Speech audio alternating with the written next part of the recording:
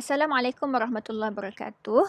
Hari ini saya dan sahabat-sahabat, saya Sadatina Nur Asyah binti Muhammad Saleh dan sahabat saya Muhammad Aimullah bin Muhammad Khairi, Nur Aimin Nadia binti Muhammad Sauji dan juga Ainun Safir binti Muhammad memilih tugasan yang bertajuk meningkatkan hafazan Al-Quran pelajar langkau juzuk tingkatan 5 menggunakan kaedah Tatitas dan Motuji. Okey, kita tengok tujuan. Apa tujuan kami melakukan kajian tindakan ini? Yang pertama, tujuan ini ialah untuk membantu murid dalam meningkatkan hafazan Al-Quran pelajar langkau juzuk menggunakan kaedah yang diberi nama Tatitas dan Motuji. Apa itu Tatitas?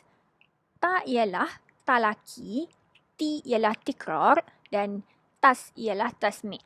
Talaki ialah sebelum menghafaz, murid akan memperdengarkan bacaan secara lisan kepada guru.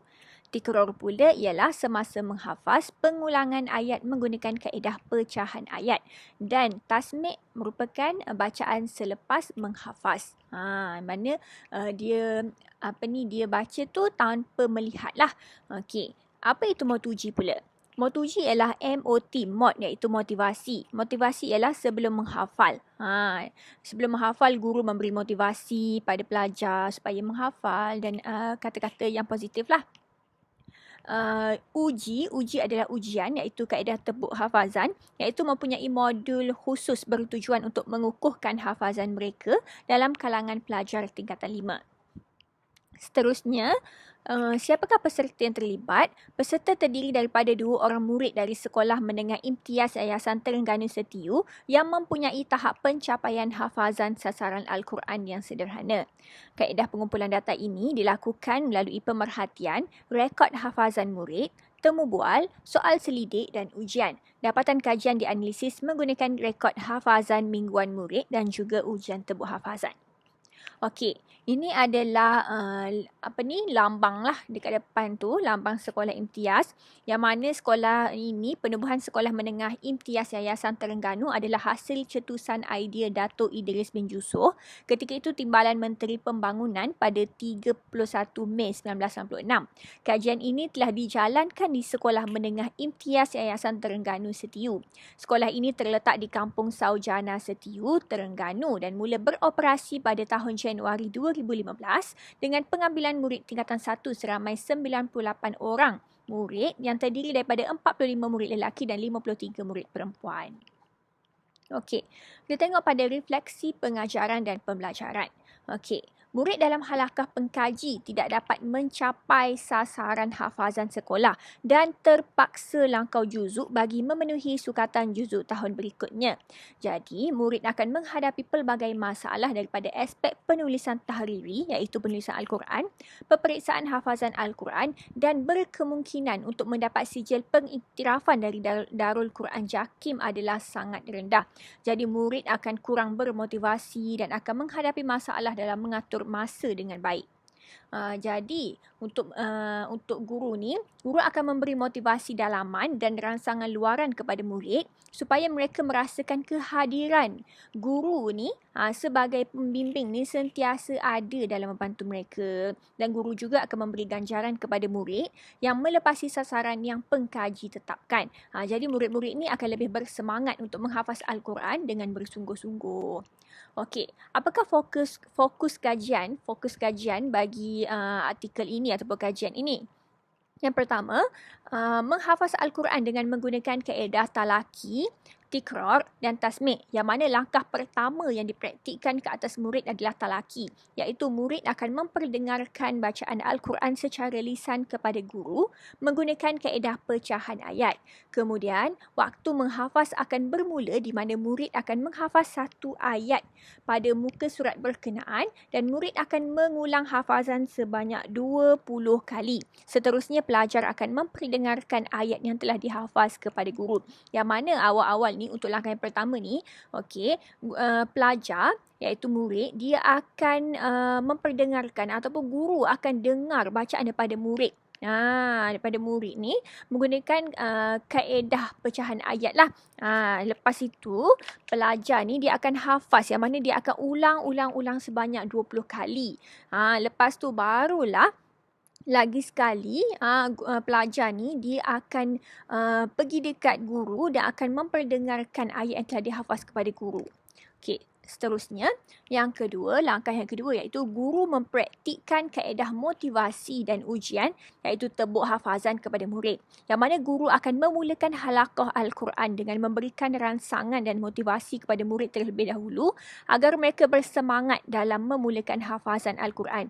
Yang mana sebelum dia memulakan dia akan buat satu halaqah Al-Quran dan sebelum dia mulakan ujian iaitu tebuk hafazan tu, guru akan memberikan satu motivasi ataupun kata-kata semangat pada pelajar-pelajar lah, kepada murid sebelum memulakan. Jadi setelah murid berjaya tasmik iaitu berjaya memperdengarkan bacaan ayat hafazan kepada guru, ujian tebuk hafazan tu setelah murid berjaya tasmik tu memperdengar selepas berjaya tasmik tu kan, dia akan ada satu lagi ujian. Ujian iaitu tebuk hafazan akan dijalankan pada setiap minggu bagi mengukuhkan hafazan murid tu. Yang mana contoh guru akan sebut surah Al-Baqarah ayat 42. Terus pelajar tu boleh baca. Maknanya dia memang dah tahulah, ataupun dia akan terus guru akan sebut, contohnya guru sebut sayaqulu sufaha'u minan nasi ma wallahum.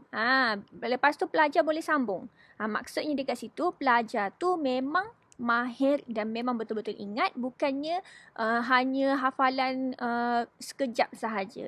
Macam tu. Okey, sekian daripada saya. Saya teruskan pada sahabat saya.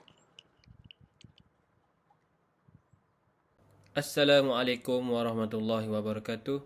Saya akan sambung sesi pembentangan seterusnya iaitu berkenaan dengan objektif kajian, persoalan kajian dan juga peserta kajian. Okey, nama saya Muhammad Aimullah bin Muhammad Khairi, 061272. Okey, dalam slide kali ini saya akan membahas lebih lanjut berkenaan dengan objektif, persoalan dan juga peserta kajian yang kami dapat semasa kami membuat kajian ini. Okey, mari kita lihat objektif kajian. Okey, objektif kajian tu adalah merupakan sesuatu yang kita boleh capai dalam kita menjalankan kajian. Dalam kajian ini, kita orang mempunyai dua objektif kajian. Iaitu yang pertama adalah meningkatkan hafazan murid tingkatan 5 menggunakan kaedah Tatitas dan Motuji. Okey, objektif kajian ni penting juga supaya matlamat yang kita nak tu tercapai. Dan kami membuat objektif kajian ni berdasarkan apa yang kami boleh capai lah. Okey, yang seterusnya adalah menilai keberkesanan kaedah Tatitas dan Motuji. Okey, yang kedua objektif kajian kami nak lihat sejauh mana keberkesanan kaedah Tatitas dan Motuji dalam kajian yang kami jalankan ini. Okey, saya akan sambung tentang bab seterusnya iaitu persoalan kajian. Okey, persoalan kajian ni adalah apa? Okey, persoalan kajian ni merupakan persoalan-persoalan yang timbul semasa kita menjalankan sesuatu kajian. Okey, tak kiralah kita ni menjalankan kaedah secara kualitatif dan juga kaedah secara kuantitatif, perlu ada persoalan kajian. Kerana persoalan kajian ni akan membuat sesuatu hasil kajian tu menjadi yang baik. Maksudnya persoalan kajian yang baik dapat membantu hasil kajian yang baik. Okey, dalam kajian ni kami dapat dua persoalan kajian.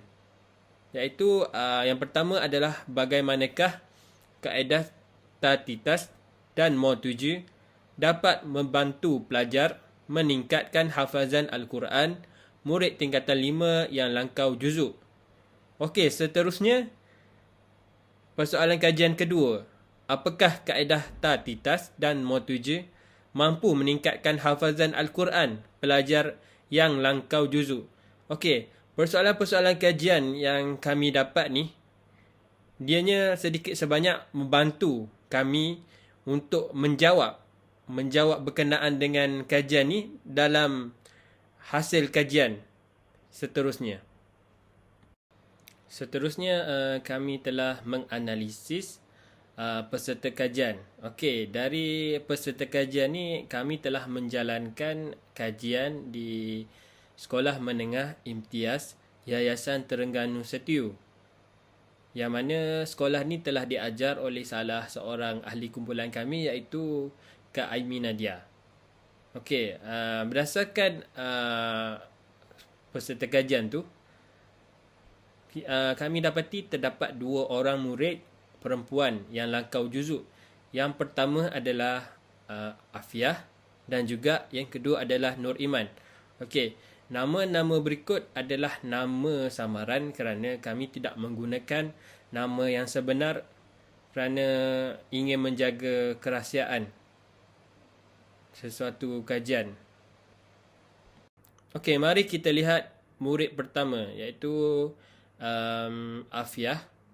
Afiah ni merupakan murid kelas 5 Nafiq dan dia telah langkau juzuk sebanyak 9 juzuk iaitu pada juzuk ke-10 hingga 18.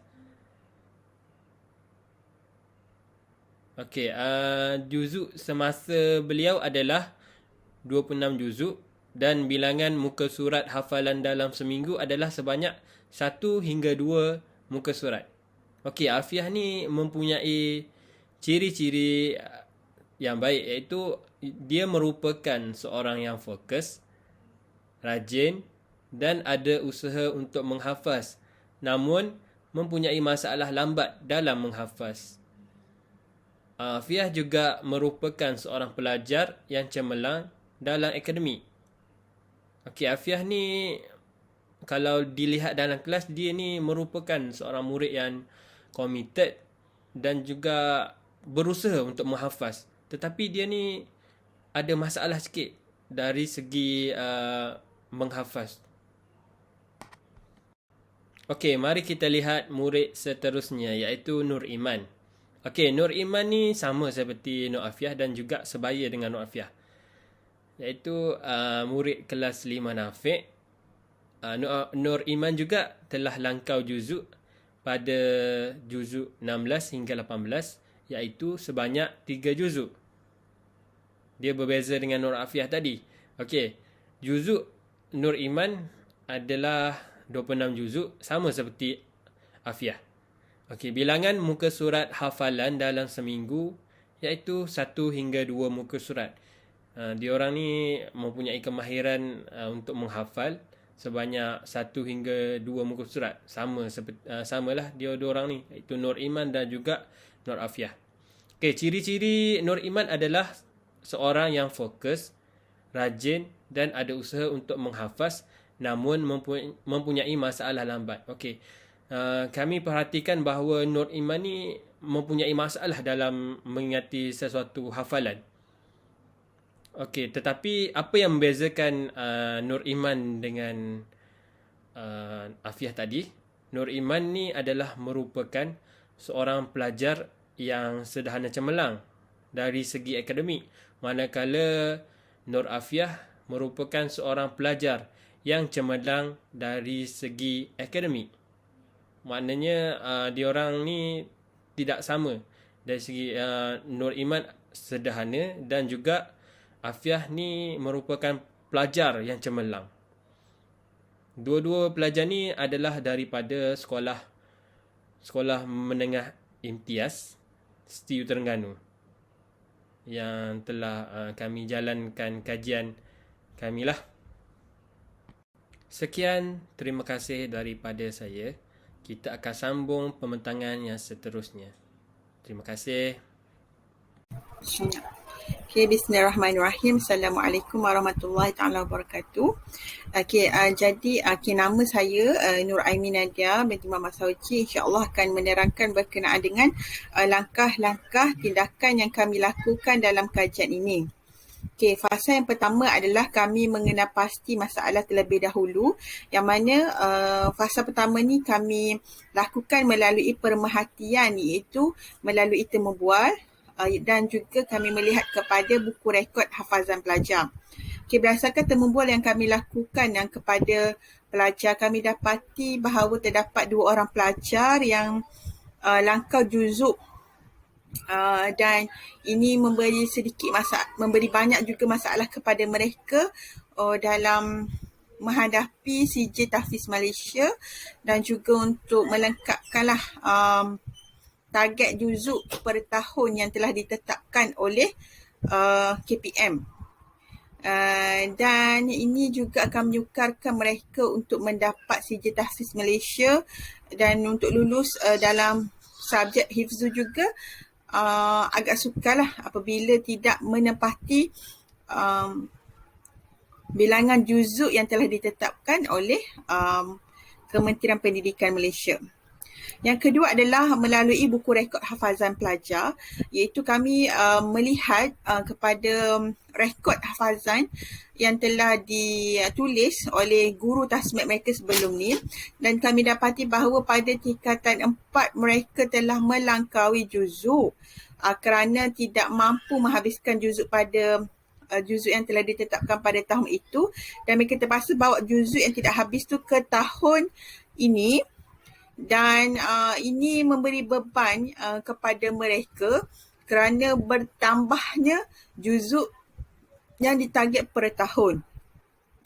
Walaupun kita tengok juzuk tu mungkin dalam 2 hingga 3 juzuk, tapi ia sememangnya satu cabaran lah kepada para pelajar kerana mereka juga akan menduduki satu peperiksaan yang besar pada tahun ini, itu CJ Peperiksaan Malaysia.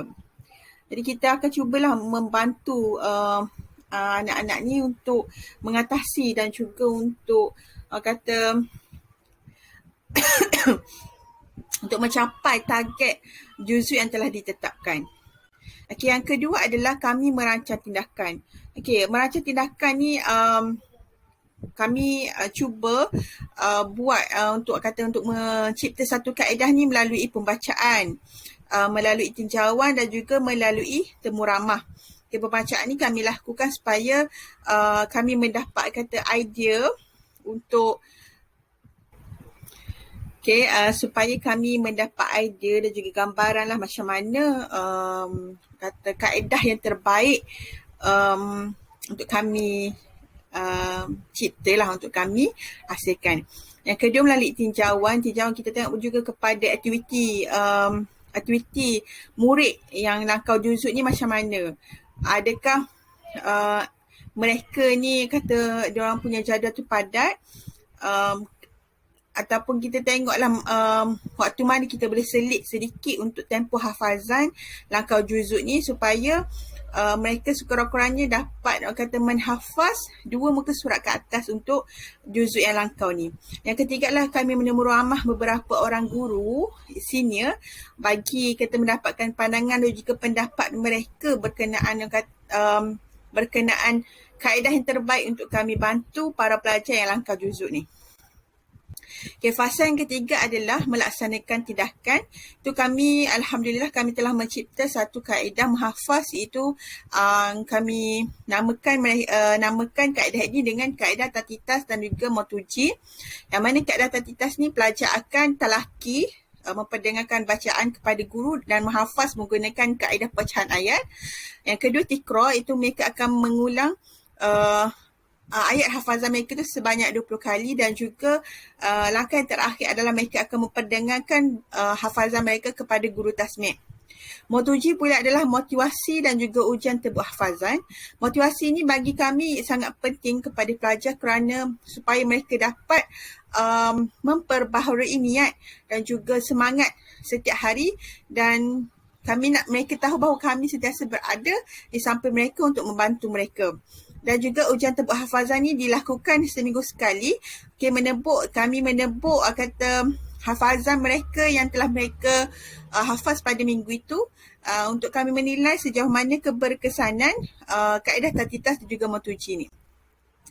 Okey, fasa keempat adalah kami memerhati, iaitu kami memerhati melalui bilangan muka surat hafazan dan juga markah ujian tebuk hafazan. Okey, bilangan muka surat hafazan ni kita tengok berapa pertambahan dan juga kata adakah mereka dapat mampu mencapai target sehari, iaitu 2 muka surat ke atas. Yang kedua adalah markah ujian tebuk hafazan ni kami perhati jugalah untuk kita lihat kualiti hafazan mereka. Okay, kaedah mengumpul data yang kami gunakan adalah kuantitatif dan juga kualitatif, iaitu melalui pemerhatian, temu bual dan soal selidik. Kualitatif pula itu melalui bilangan muka surat hafazan dan juga markah ujian tebuk hafazan. Okay, kami menggunakan kaedah triangulasi. Kaedah triangulasi adalah kombinasi pelbagai sumber data yang mana triangulasi ni dia memiliki keunggulan kata ketepatan data tu lebih tinggi lah berbanding dengan kaedah-kaedah yang lain. Okay, cara kami menganalisis data adalah pertama sekali berdasarkan soal selidik, pemerhatian dan juga temu bual. Okay, soal selidik ni dijalankan sebelum kaedah ini dilakukan, iaitu antara soalannya adalah apakah kaedah hafazan yang digunakan oleh peserta, berapakah juzuk langkau yang belum dapat dihabiskan. Yang ketiga adalah berapa muka surat yang diperolehi dalam seminggu. Okay, pemerhatian juga kami menerusi kaedah bilangan muka surat dan juga tebuk hafazan lah. Pemerhatian bersutu juga kami lakukan kepada kata tingkah laku murid semasa menghafaz Al-Quran. Okay, semua pemerhatian ni kami rekod lah. Yang kedua adalah temu bual. Temu bual secara berstruktur ni dijalankan ke atas murid berkenaan. Kami jalankan sebelum dan juga selepas untuk kami melihatlah keberkesanan kaedah tatitas dan motuji ni dalam meningkatkan hafazan murid berkenaan. Okay, cara menyemak data pula kami menggunakan triangulasi kaedah, iaitu triangulasi penyelidik. Dalam kajian tindakan ini terdapat 4 orang pengkaji yang terlibat, yang mana kami terlibat secara langsung dalam pengumpulan data. Dan yang kedua adalah triangulasi sumber.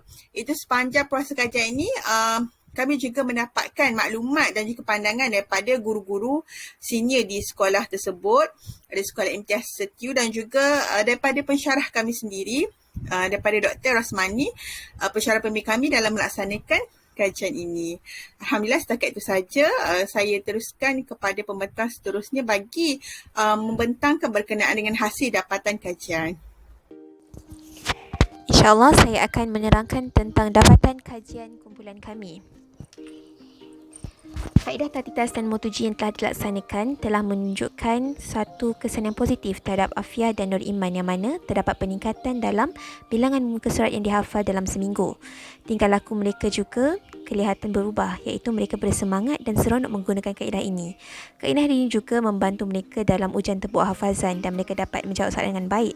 Seterusnya, mereka juga berjaya menghabiskan 1 juzuk dalam masa sebulan berbanding sebelum ini. Seterusnya, mari kita lihat rekod hafazan Afia. Pada bulan Mac dan April, dilihat tidak berlaku sebarang peningkatan dalam pertambahan juzuk.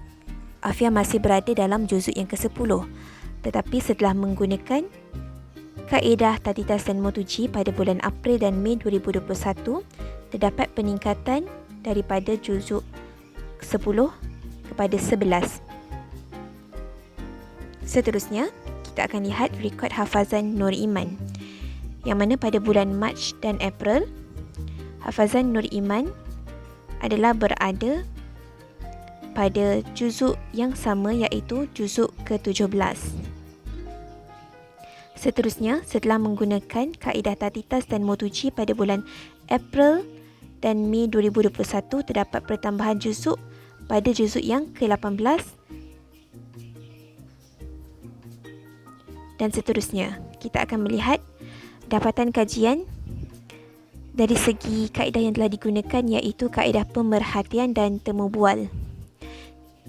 Dari segi kaedah pemerhatian, dapat dilihat di sini gambar pelajar sedang mendengarkan bacaan Al-Quran mereka kepada guru melalui aplikasi WhatsApp, dan guru memberikan motivasi kepada murid sebelum memulakan aktiviti menghafal. Dan temu bual juga dijalankan kepada Afia dan Nur Iman, dan dilihat mereka telah berjaya menguruskan masa dan mereka suka dengan kaedah yang telah digunakan.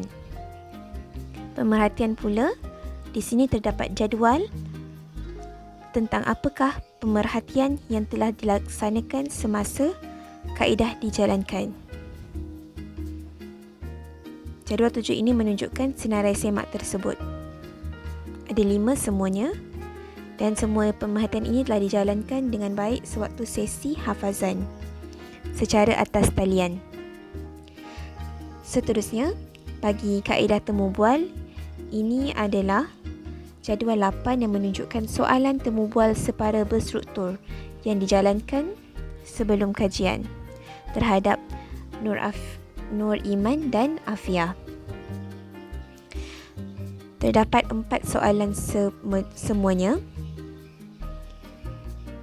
yang telah disoal ketika temu bual berlaku antara guru dengan Nur Iman dan Afia. Seterusnya, refleksi bagi kajian ini adalah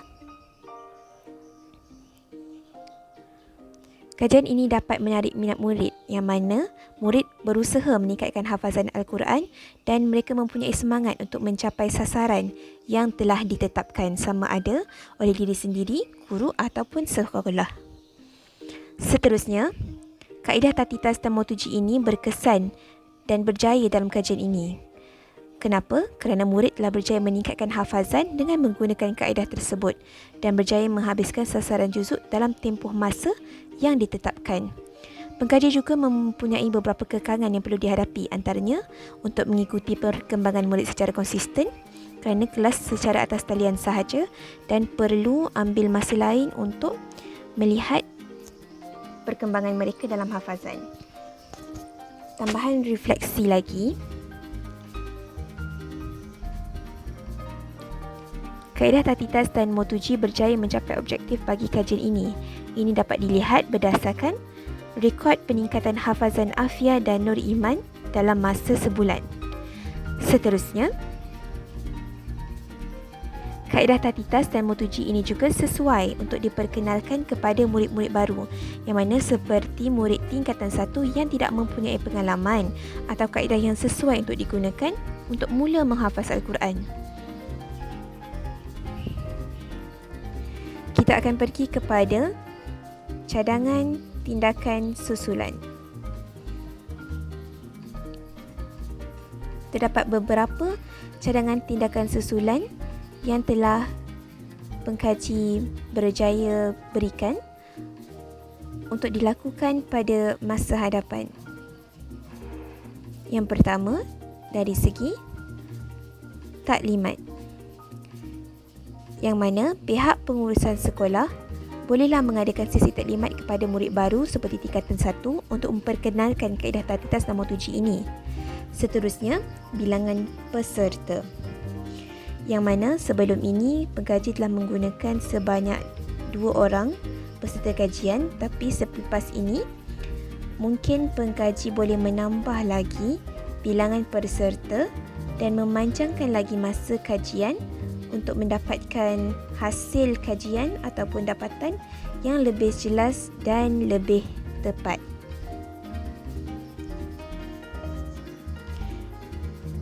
Seterusnya, dari segi kaedah ataupun teknik hafalan, yang mana kaedah hafalan perlulah dipelbagaikan supaya ianya bersesuaian dengan kemampuan pelajar. Seterusnya, apabila kaedah hafalan dapat diberikan teknik ataupun inovasi yang tepat, akan dapat meningkatkan kuantiti dan kualiti hafalan para pelajar. Seterusnya,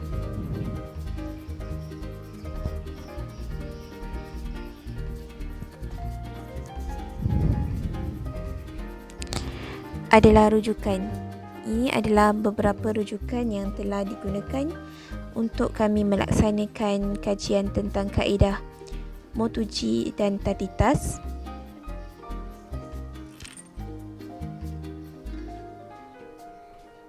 Sekian, terima kasih. Sekadar itu sahaja persembahan laporan daripada kumpulan kami. Assalamualaikum warahmatullahi taala wabarakatuh.